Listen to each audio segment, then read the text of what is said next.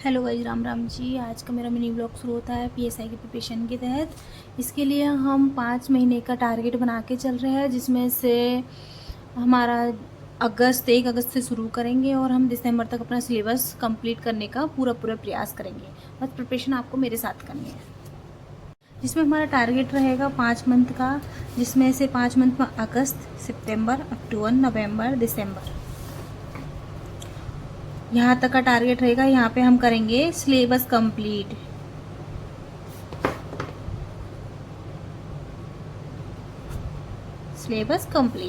फिर हम जनवरी, फेब, मार्च 3 महीने में करेंगे हम रिवीजन और PYQ। जनवरी फरवरी में हम फर्स्ट रिवीजन करेंगे और मार्च में हम PYQ फर्स्ट रिवीजन करेंगे। अप्रैल में हमारा एग्ज़ाम हो ही जाएगा। ओके, जिसके लिए कल से 1 अगस्त से हम प्रिपरेशन शुरू कर रहे हैं। हम बहुत जीरो लेवल से शुरू करेंगे, हम बेसिक से। सबसे पहले हम 6 से 12 तक की बुक पढ़ेंगे। अगर किसी के पास 6 से 12 तक की बुक नहीं है तो NCERT सार संग्रह महेश कुमार का ले सकते हो। मेरे पास अभी बुक है नहीं, तो मैं बुक ऑनलाइन पढ़ रही हूँ काफ़ी दिन से। तो गूगल से तुम बुक निकाल के बुक पढ़ लेना। अगर नहीं हो तो 1 लाइनर ये है NCERT सार संग्रह, इसको एक बार तुम ज़रूर देख लेना। कल से हम NCERT सार संग्रह पढ़ते जाएंगे और टॉपिक वाइज हम इसके PYQ भी लगाएंगे। उसके बाद हम, वैसे आपको पता है कि सबसे पहले हमारा PSI के लिए लिखित पेपर होगा, उसके बाद शारीरिक दक्षता होगी, उसके बाद मॉक टेस्ट होगा। नकारात्मक अंकन 1/3 है और 2-2 घंटे के दोनों पेपर होंगे। फर्स्ट पेपर हिंदी का होगा और सेकंड पेपर जो दोनों माध्यम में होगा, और सेकंड पेपर में हमारा GK और GS का होगा।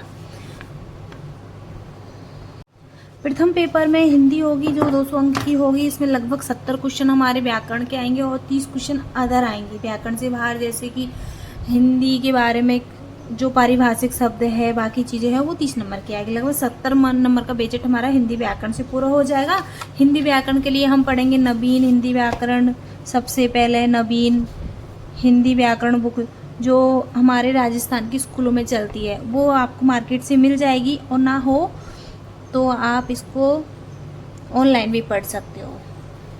नवीन हिंदी व्याकरण से इसका बेस क्लियर कर लेंगे। बेस क्लियर करने के बाद हम पढ़ेंगे राघव प्रकाश की बुक हिंदी व्याकरण के लिए, है ना। तो हिंदी व्याकरण राघव प्रकाश पढ़ने के बाद हम बेस इससे क्लियर कर लिया, हिंदी व्याकरण इससे पढ़ ली। उसके बाद हम PYQ निकालेंगे। या तो तुम सुमन चारण की हो, सॉरी सुमन मैम है, आई थिंक, मेरे को उनका कंफर्म नाम नहीं पता।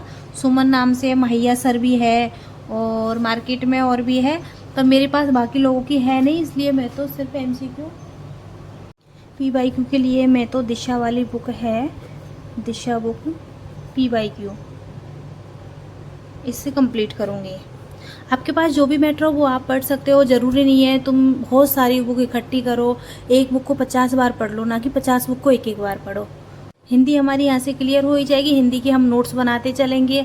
आप मेरे साथ चलना, मैं आपको अपनी स्टडी में शामिल करूँगी। हिंदी के बाद होता है हमारा GK GS, जो 100 नंबर का आएगा और 200 अंक इसके होंगे। इसमें भी वही 2 घंटे होंगे और इसमें सामान्य ज्ञान एवं सामान्य विज्ञान होगा, जिसमें से इतिहास है, भूगोल है, राजनीति विज्ञान है, अर्थव्यवस्था है, विज्ञान एवं टेक्नोलॉजी है, गणित एवं रीजनिंग है और समसामयिकी। लगभग 15-15 क्वेश्चन हर सब्जेक्ट से आने के वो है। समसामयिकी जिसे हमें डेली पढ़ेंगे, और इतिहास भारत का एवं राजस्थान का, भूगोल भारत का एवं राजस्थान का, विश्व का, और राजनीति विज्ञान भारत और राजस्थान की, अर्थव्यवस्था भारत और राजस्थान की, और साइंस और विज्ञान। ये सारी चीज़ें हम पहले राजस्थान का बेस तो तैयार करेंगे 6 से 12 तक की बुक से। राजस्थान की जो 9th 10th में आपने बुक पढ़ी हो, देखो 10th क्लास की मेरे पास है ये वाली, सॉरी थोड़ी फटी हुई है, तो ये वाली बुक से हम 10th क्लास का पहले बेस क्लियर करेंगे। और बेस क्लियर करने के बाद आपके पास कोई भी गाइड हो तो आप कोई गाइड ले सकते हो, गाइड बुक। नहीं तो आपने कभी तो पढ़ा होगा 9th 10th 12th 11th 12th, वो वाली बुक आप राजस्थान GK के लिए पढ़ सकते हो। नहीं तो कोई भी बुक ले आओ तुम मार्केट से, दीनदयाल पब्लिकेशन की है, नाथ पब्लिकेशन की है, लक्ष्य है, कोई भी एक बुक ले आओ जिसमें से पढ़ना है, ना कि हमें बहुत सारी बुक इकट्ठी करनी है। इससे हम राजस्थान GK क्लियर कर लेंगे। और रहा इंडिया GK और वर्ल्ड GK। इंडिया GK के लिए हम NCERT सार संग्रह महेश कुमार का ये करेंगे।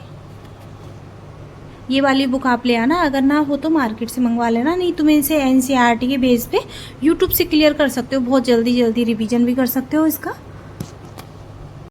तो 5 मंथ में हम अपना सिलेबस कंप्लीट करेंगे, ठीक है। 5 मंथ में सिलेबस कंप्लीट करेंगे एक बार, और एक बार सिलेबस होने के बाद में जो फर्स्ट रिवीजन होता है वो तो अगले मंथ बहुत जल्दी हो जाएगा। इसके लिए आप मेरे साथ बने रहना, और बाकी चीज़ें मैं बताती रहूँगी। मैं रोज़ का सिलेबस अपना टाइम टेबल रोज़ का डाल दूँगी, कब हमें क्या पढ़ना है, उसके लिए आप प्रिपेयर रहना, ओके। हमारी अंतिम रणनीति इस प्रकार है। टाइम टेबल पूरा हमारे पास अभी 8 मंथ है, जिसमें से हम 5 मंथ में एक बार अपना संपूर्ण सिलेबस करेंगे और सोर्स नोट्स बनाएंगे, टॉपिक के अनुसार एमसीक्यू करेंगे, ठीक है। 2 मंथ जो बचेंगे हमारे पास जनवरी और फेब, उसमें फर्स्ट रिवीजन करेंगे, एमसीक्यू लगाएंगे। और फिर 1 मंथ बचेगा जो मार्च होगा, उसमें हम रैपिड रिवीजन करेंगे, टेस्ट सीरीज लगाएंगे। जितनी हो उतनी बाद में हम टेस्ट सीरीज पे फोकस करेंगे, और जो जो हमारा सब सिलेबस रह गया है जिसमें हमने नहीं पढ़ पाया उसको हम हाईलाइट करके और हम उसको वापस से पढ़ेंगे, ठीक है। हमें छोड़ना कुछ भी पार्ट नहीं है, क्योंकि अगर हमने छोड़ दिया तो हमारे पासिंग मार्क नहीं आएंगे।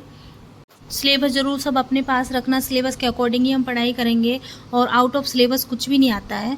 तो 5 माह की रणनीति में हम 10 से 12 घंटे डेली प्रिपरेशन करेंगे, जिसमें से हम 3 घंटे हिंदी को देंगे, 3 घंटे जीके जीएस को देंगे, 3 घंटे हम जो जीके जीएस में जनरल जो महेश कुमार बंडवाले वाली बुक है, बाकी बुक है, जो सब्जेक्ट जो टॉपिक हमारे अधूरे रह गए हैं तो बेस क्लियर करेंगे। आई थिंक बेस क्लियर करेंगे, आप समझ पा रहे होंगे। बेस मतलब 10 से 12 तक की बुक से हमें पढ़ के हम अपना बेस क्लियर करेंगे, और 3 घंटे हम अपना रिवीजन करेंगे। हो गए हमारे 12 घंटे, जिसमें पेपर फर्स्ट हिंदी है, और फिर पिछला रिवीजन करेंगे। हिंदी में हम 1 घंटे पहले पढ़ाई करेंगे, 1 घंटे पहले पिछला रिवीजन करेंगे डेली, और 3 घंटे हम टॉपिक क्लियर करेंगे, फिर 1 घंटे वो वाला रिवीजन करेंगे जो हम पढ़ चुके हैं वो।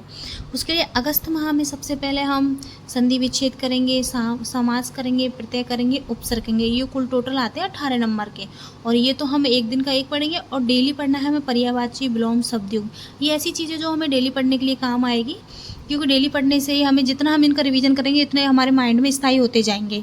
फिर सितंबर माह में हम हिंदी के लिए संज्ञा, सर्वनाम, विशेषण, क्रिया, अव्यय, इनके लगभग 21 क्वेश्चन आएंगे। और इधर तत्सम तद्भव, अक्षांश के लिए 1 शब्द, शब्दयुग्म, ये जितना हो उतना तुम 9 से 12 तक की जो बुक है नवीन हिंदी व्याकरण जो हमारे स्कूल में चलती है, सरकारी स्कूल में, वो वाली बुक से कवर करेंगे। अगर वो वाली आपके पास नहीं है तो मंगवा लो, नहीं तो उसको आप ऑनलाइन भी परचेज कर सकते हो। और फिर उसके बाद सितंबर के बाद अक्टूबर आएगा। अक्टूबर में कारक, लिंग, वचन, काल, ब्रैति, पक्ष, वाच्य, और इधर हम पारिभाषिक शब्दावली इसमें पढ़ेंगे, ठीक है। तो ये हो गया हमारे लगभग, इसमें भी 18 या 19 क्वेश्चन इसमें होंगे हमारे, 18 या 19 क्वेश्चन। तो पिछले जो पेपर हुए हमारे 21 में, उनमें जो पीएसआई के पेपर हुए उनको देखोगे तो उनके आधार पे आपको पता चल जाएगा। पिछले ओल्ड पेपर निकालना बहुत ज़्यादा कंपलसरी है। ओल्ड पेपर एंड सिलेबस को तुम बार बार जितना देखोगे उतना हमें आधी से ज़्यादा रणनीति हमें पता चल जाएगी कि भाई हमें करना क्या है। आगे जाके हमारा जो नवंबर आएगा उसमें शब्द शुद्धि, वाक्य शुद्धि, वाक्य रचना, वाक्य विराम, ये हमें टॉपिक वाइज पढ़ने हैं। और लोकोक्ति, मुहावरे हमें पूरे मंथ रोज़ इनको रिवीजन करना है। दिसंबर में संपूर्ण सिलेबस पे आधारित एमसीक्यू करने हैं, ठीक है। और एमसीक्यू करने के बाद फिर जनवरी में फास्ट रिवीजन करेंगे, जो हमारा पूरा सिलेबस हो गया उसका फास्ट रिवीजन। फेब में भी फास्ट रिवीजन है, एमसीक्यू। फिर मार्च में जो हमारा अधूरा रह गया कुछ जो टॉपिक है हमारे, हम देखेंगे कहाँ पे हमारे मार्किंग कम आ रहे हैं, तो मार्च में हम उसको करेंगे और उसका फास्ट रिवीजन करेंगे। जैसे कि जीके जीएस में हमारे सब्जेक्ट हो गए राजनीति विज्ञान, लगभग इसके 15 क्वेश्चन आते हैं। भूगोल हो गए, इसके क्वेश्चन भी 15 आते हैं।